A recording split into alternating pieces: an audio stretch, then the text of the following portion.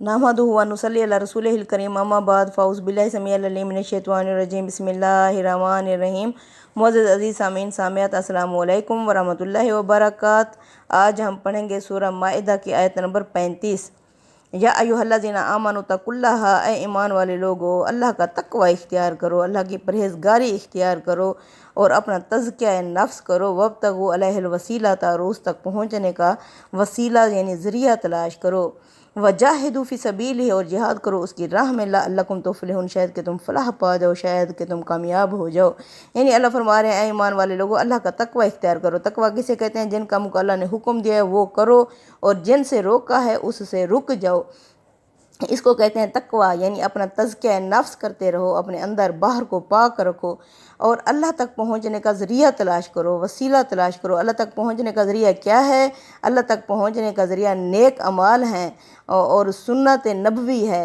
यानी अल्लाह के रसूल के छोड़े हुए रास्ते को अपना लो, नेक अमाल करना शुरू कर दो। आगे अल्लाह खुद फरमा रहा है कि जिहाद करो उसकी राह में। जिहाद क्या होता है? जिहाद बिन नफ्स है, जिहाद बिल कलम है, जिहाद बिन यानी गवाही दो, अल्लाह की राह में कोशिशें करो, अपने आप को अल्लाह की राह में लगा दो। यानी अल्लाह की कुर्बत जिहाद से होती है। तज़किया नफ्स को, तज़किए को अपना नस्ब व लाइन बना दो और जिहाद करो उसकी राह में। लअल्लकुम तुफ़्लिहून, शायद कि तुम फलाह पा जाओ, कामयाब हो जाओ। यानी ये नहीं है कि मज़ारात बनाकर या बुत बनाकर अब उन्हें पूजना शुरू कर दो कि ये अल्लाह तक पहुँचने का ज़रिया है। ये नहीं, अपने नेक अमलों को, बल्कि अल्लाह के रसूल तो शिर्क को ख़त्म करने आए थे। आप सल्लल्लाहु अलैहि वसल्लम ने पक्की कब्र की भी इजाज़त नहीं दी। अगर पक्की कब्र की इजाज़त होती तो जंग ओहद के शोहदा जो खालिस दीन इस्लाम के लिए शहीद हुए थे तो उनके मज़ारात आसमान तक बातें करते, और वो हैं असली शहीद जिनके मज़ारात भी अगर बनाने होते तो अल्लाह के रसूल बनाते। ये अल्लाह के रसूल के यानी साथ जिन्होंने मिलकर जिहाद किया, जंग ओहद में शहीद हुए, उनकी कब्रें तो क्या बिल्कुल चटियाल ज़मीन है, उनके ऊपर छोटी छोटी बट्टे रखे हुए हैं। इससे पता चलता है कि ये जंग ओहद के शोहदा की कब्रें मुबारक हैं। तो अल्लाह फरमाते हैं कि अल्लाह तक पहुँचने का ज़रिया अपने नेक अमलों को अपनाओ और अपना तज़किया नफ्स करो और अल्लाह की राह में कोशिश करो, शायद कि तुम फलाह पा जाओ। इन्नल्लज़ीना काफ़रू, बेशक वो लोग जो इनके मुनकर हैं, काफिर हैं। लौ अन्ना लहुम मा फ़िल अर्ज़ि जमीअन, यानी अगर वो लोग जो काफिर हैं अगर उनके पास आ जाए जो कुछ ज़मीन में है सारे का सारा, व मिसलहु माअहु, इतना ही उनके पास और आ जाए। यानी काफिर लोग अल्लाह फरमाते हैं जो पकड़े हुए होंगे, अगर उनके पास भरी हुई ज़मीन आ जाए, अव्वल तो किसी के पास कुछ होगा भी नहीं, और इतना ही और देना चाहें, ले यफ्तदू बिही, कि अपने इस अजाब से बचने के लिए बदले में दें। मिन अजाब यौमल क़ियामा, क़यामत के दिन के अजाब से बचने के लिए इन तमाम चीज़ों को बदले में दें। मा तुक़ुब्बिला मिनहुम, तो नहीं कबूल की जाएगी उनसे। वालहुम अज़ाबुन अलीम, और उनके लिए दर्दनाक अजाब होगा। अस्तग़फिरुल्लाह। किस लिए? क्योंकि ये हैं नबी के मुखातिब लोग, जिनको नबियों ने, रसूलों ने अपनी ज़िंदगी में ही इत्माम हुज्जत कर दिया, उन तक पहुँचा दिया अल्लाह का पैगाम, फिर भी वो कुफ्र पर अड़े रहे। तो ऐसे लोग वो हैं जो नाकाबिले माफ़ी होंगे, जो यानी जिनकी माफ़ी ही कबूल नहीं होगी। ये लोग हमेशा, अल्लाह फरमाते हैं, आग में रहेंगे। युरीदूना, ये चाहेंगे, याखरुजू मिनन नारी, के ये निकलें आग से। वो माहूम बेखारिजीना मिनहा, ये आग से कभी भी नहीं निकल सकेंगे। वालहुम अज़ाब मुकीम, और इनके लिए दायमी और अबदी अजाब होगा।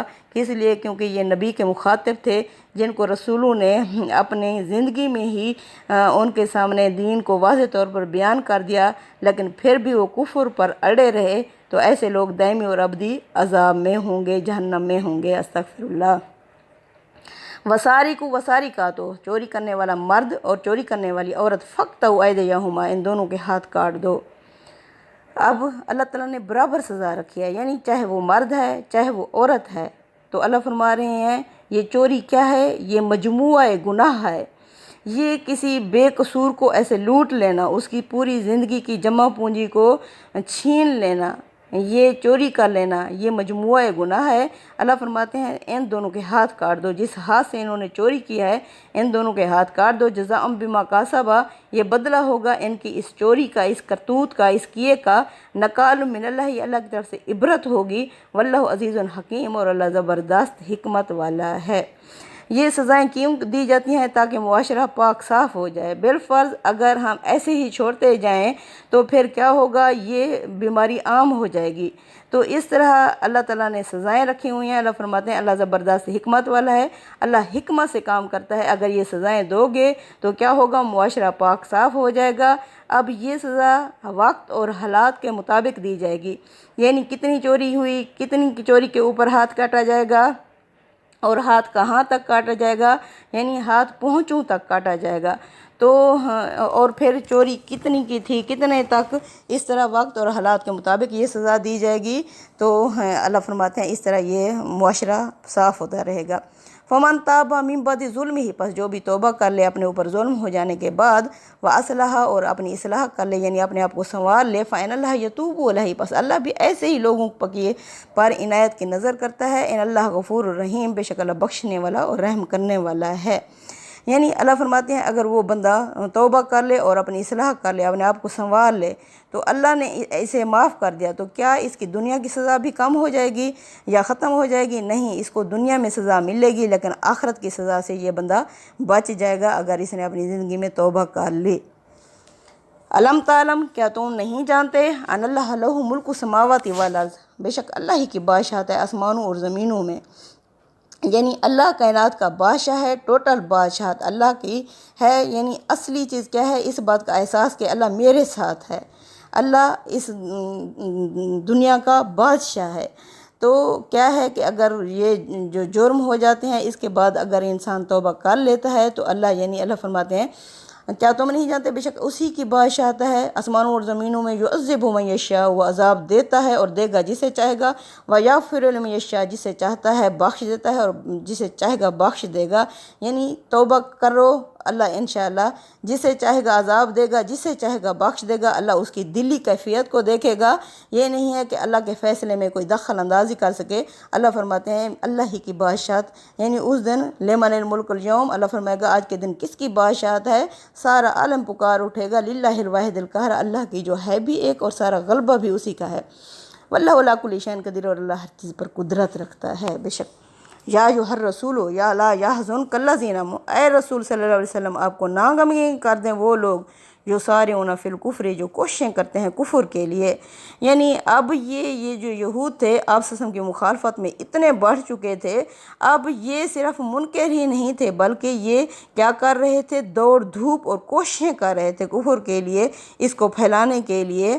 اب اللہ فرماتے ہیں اے رسول صلی اللہ علیہ وسلم، یہاں اللہ تعالیٰ نے خاص طور پر آپ صلی اللہ علیہ وسلم کو رسول سے مخاطب کیا ہے، یعنی رسول کا مطلب ہے آپ صلی اللہ علیہ وسلم اپنا پیغام پہنچا دیں، آپ انذار اور بشارت دے دیں، جنت کی خوشخبری اور جہنم سے ڈرا دیں۔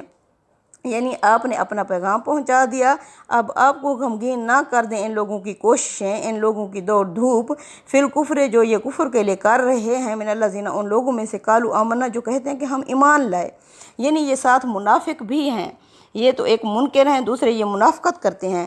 قالوا یہ کہتے ہیں آمنا بافواہم، یہ اپنے منہ سے اقرار کرتے ہیں، دعویٰ کرتے ہیں کہ ہم ایمان لائے، ولم تؤمن قلوبہم جبکہ یہ دل سے ایمان نہیں لائے ہوتے۔ وَمِنَ الَّذِينَ هَادُوا، اور وہ ان لوگوں میں سے جو یہودی ہیں، سَمَّاعُونَ لِلْكَاذِبِ، وہ جھوٹ پر کان لگاتے ہیں، یعنی جاسوسیاں کرتے ہیں۔ سَمَّاعُونَ لِقَوْمٍ آخَرِينَ، وہ سنتے ہیں اس قوم کے لیے جو ابھی پیچھے ہے، لم یتوک، جو محمد صلی اللہ علیہ وسلم آپ سے ملنے نہیں آئی، آپ کے پاس نہیں آئے۔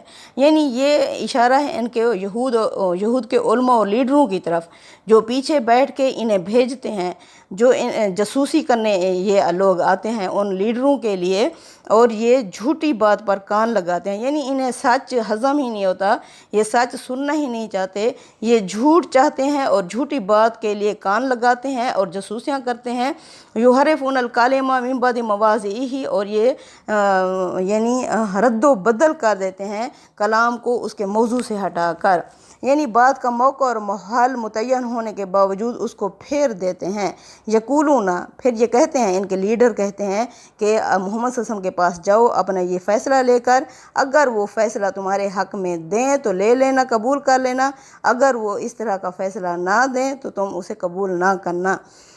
یقولون، یہ کہتے ہیں، ان اوتیتم، اگر تمہیں اس طرح دے دیا جائے، ہاذا، اس طرح فیصلہ، فخذوہ، تو اس کو قبول کر لینا، وَإِن لَّمْ تُؤْتُوهُ، اگر ایسا نہ دے، فاحذروا، تو اسے چھوڑ دینا، بچ کر رہنا۔ وَمَن يُرِدِ اللَّهُ فِتْنَتَهُ، جس سے اللہ فتنے میں مبتلا کر دے، فتنے کا ارادہ کر لے، فتنے میں ڈالنا چاہے، فَلَن تَمْلِكَ لَهُ مِنَ اللَّهِ شَيْئًا، محمد صلی اللہ علیہ وسلم تم اس کے لیے ہرگز نہیں ملکیت رکھتے، اختیار رکھتے اللہ کے آگے کچھ بھی۔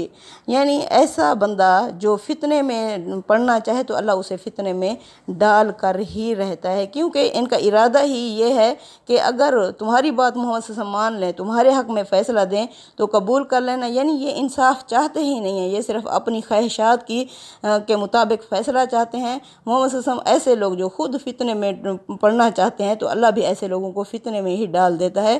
آپ صلی اللہ علیہ وسلم ان کے آگے اللہ کے آگے ان کے لیے کچھ بھی اختیار نہیں رکھتے۔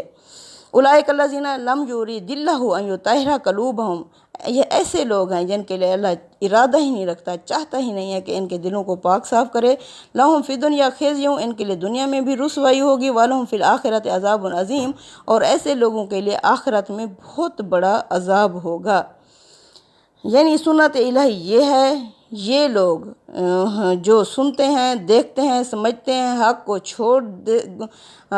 چھوڑ دیتے ہیں تو اللہ اس کو گمراہی میں ڈال دیتا ہے۔ یعنی اللہ فرماتے ہیں ایسے لوگوں کو اللہ فی دنیا میں بھی ان کے لیے رسوائی ہے اور آخرت میں ان کے لیے بہت بڑا عذاب ہوگا۔ سمعون للکاذب، محمد صلی اللہ علیہ وسلم یعنی یہ سنتے ہیں، جھوٹ سنتے ہیں، اکالون للسحت، یہ حرام کھاتے ہیں۔ فَإِن جَاءُوكَ، محمد صلی اللہ علیہ وسلم اگر یہ آئیں آپ کے پاس، فَاحْكُم بَيْنَهُمْ، کہ آپ فیصلہ کریں ان کے درمیان، او اعرض عنہم، چاہیں تو آپ ان سے منہ پھیر لیں، وَإِن تُعْرِضْ عنہم، اگر آپ انہیں ٹال دو گے، ان سے منہ پھیر لو گے، فَلَن يَضُرُّوكَ عنہم، ان سے، فَلَن يَضُرُّوكَ شَيْئًا، یہ آپ کا کچھ بھی نہیں بگاڑ سکیں گے۔ یعنی اگر یہ آپ سے فیصلہ کرانے کے لیے آئیں، آپ چاہیں تو فیصلہ کر دیں، چاہے تو آپ ان کو ٹال دیں، ان سے منہ پھیر لیں، یعنی اب اللہ انہیں بے نقاب کرنے والا ہے، ان کا پردہ اٹھانے والا ہے، کیونکہ اب اگر آپ ان کے حق میں فیصلہ نہیں دو گے تو یہ قبول نہیں کریں گے، ان کا پردہ چاک ہو جائے گا، تو یہ آپ کا پھر کچھ بھی نہیں بگاڑ سکیں گے، کیونکہ انہیں پتہ ہے کہ اب یہ یعنی اسلام غالب آ چکا ہے انشاءاللہ، یعنی اب یہ ان کی چالیں آپ کا کچھ بھی نہیں بگاڑ سکیں گی۔ وَإِنْ حَكَمْتَ فَاحْكُم، پس اور اگر آپ فیصلہ کریں محمد صلی اللہ علیہ وسلم، فَاحْكُم، تو آپ فیصلہ کریں، بینہم، ان کے درمیان، بالقسط، انصاف کے ساتھ، یعنی آپ صلی اللہ علیہ وسلم یہ کچھ نہیں بگاڑ سکتے، آپ نے انصاف کے مطابق فیصلہ کرنا ہے۔ ان اللہ یحب المقسطین، بے شک اللہ بھی انصاف کرنے والوں کو پسند کرتا ہے، بے شک۔ وَكَيْفَ يُحَكِّمُونَكَ، اور یہ آپ صلی اللہ علیہ وسلم کو کیسے اپنا حاکم تسلیم کر سکتے ہیں، وَعِندَهُمُ التَّوْرَاةُ، اور ان کے پاس تورات موجود ہے، فِيهَا حُكْمُ اللَّهِ، جس میں اللہ کے فیصلے ہیں۔ یعنی اگر یہ فیصلہ کرانے آئیں تو آپ نے انصاف سے فیصلہ کرنا ہے۔ اللہ فرماتے ہیں یہ آپ کو کیسے اپنا حاکم تسلیم کر سکتے ہیں، یہ کس طرح آپ سے فیصلے کرا سکتے ہیں، حالانکہ ان کے پاس تورات موجود ہے، فیہا حکم اللہ، جس میں اللہ کے احکامات ہیں، اللہ کے فیصلے موجود ہیں۔ ثم یتولون من بعد ذلک، اس کے بعد یہ منہ پھیر لیتے ہیں، یعنی تورات سے بھی کوئی یہ اس پر عمل نہیں کرتے، اس سے کوئی ہدایت حاصل نہیں کرتے۔ وما اولئک بالمؤمنین، حقیقت یہ ہے کہ یہ لوگ مومن ہی نہیں ہیں، یعنی یہ دل سے ایمان ہی نہیں لائے، منہ سے صرف کہتے ہیں۔ ربنا تقبل منا انک انت السمیع العلیم وتب علینا انک انت التواب الرحیم، وصلی اللہ تعالی علی خیر خلقہ محمد وعلی آلہ وصحبہ اجمعین، آمین یا رب العالمین۔